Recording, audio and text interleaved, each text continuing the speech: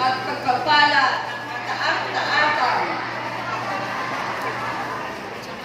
Ikaw at pinakadakila na ipahintulot sa akin at sumainyo rin.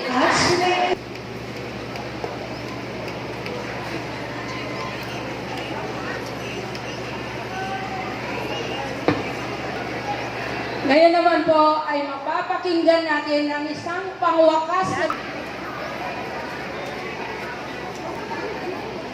muli ay S. Villegas. Maraming salamat po.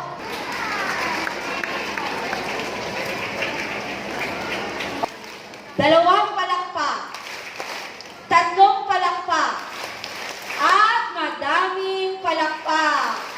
Congratulations! sa lahat po ng mga magulang na nandito. Maraming salamat po sa inyong lahat at ng Pilipinas. Kung